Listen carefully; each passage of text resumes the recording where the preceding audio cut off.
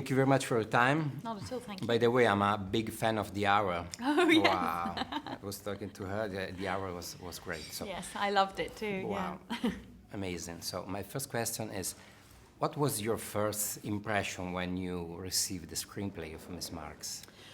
Well, much to my embarrassment, I didn't know a lot about Eleanor Marx. I had a very vague sense that she'd been involved in social justice and the women's movement, but very, very vague. So it was a lot of new information about her life.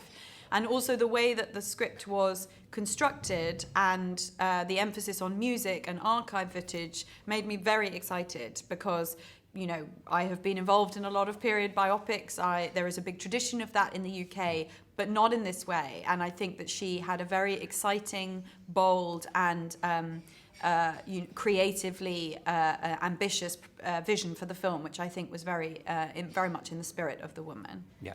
And did you already know the movies of Susanna Nicchiarelli or not? No, I didn't. I was quickly I quickly made sure that I was introduced to them, and when I saw Nico, I think I suddenly really understood that there was an obsession in Susanna for these significant female figures who've been neglected by history, and I think she feels a great obligation to introduce the world to these polymaths. You know, Nico was this incredible musician. You know, Eleanor Marx was this extraordinary figure, and they are really, you know, their legacies have been very neglected. So I have huge admiration for that project. Yeah.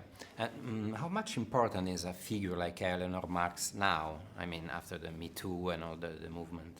I think it's relevant. Do you think it's relevant? Oh, deeply relevant. I would say that, you know, her feminism is extremely important, but because she campaigned largely on issues that, at least in the West, have been met, female education and the vote and issues such as that, the rights of women to not get married or not have children, lots of those things have been achieved. But her social justice work, in terms of reducing inequality, I mean, that's worse now than it was in the 19th century. So those are the ideas that I think, you know, as a world, as a society, we really need to reintroduce these conversations that were being had 100 and 200 years ago about the fact that it's morally wrong to have vast inequality, and the hoarding of resources by the rich is not something that is an acceptable state of play.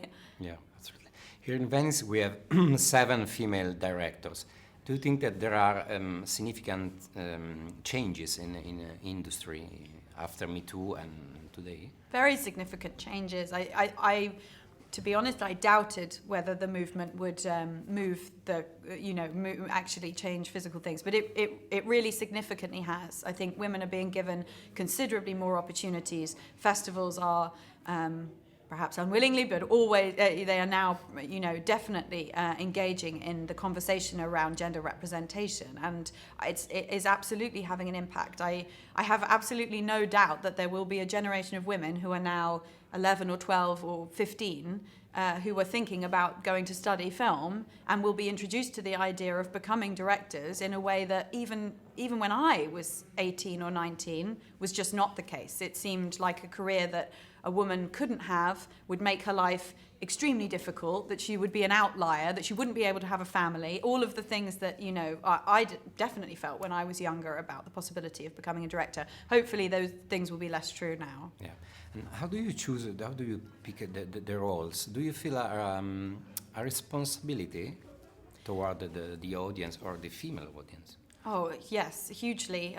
Particularly with a character like this, I felt a huge responsibility. Also to her legacy, you know. Yeah. She was a woman who achieved so much in her life, and, you know, there have been major biographies written about her, but she's not well known, and now there is a film about her, and I have to play some part in that. It's a huge responsibility. And yes, I think as an actor, I do think a lot about the messages that we are conveying and their effect on the audience, perhaps too much. The last one, a very short one. How much important is to be here in Venice after lockdown and after everything? Hugely important. I think everybody who works in cinema everywhere in the world was like thank God that they are going ahead with Venice, because I think that cinema is really a threat. There is an existential threat, and that art form, I think, could disappear in our lifetime. So a commitment by people in this extraordinarily difficult situation to say, we will not let it go. We will, it will be difficult. There will be things that will have to change, but we are going to go ahead and we're going to do it, and we're going to support these filmmakers and support these stories and these films at this difficult time, should be hugely applauded, and I feel very moved to be here. Thank you very much. Thank you. Grazie.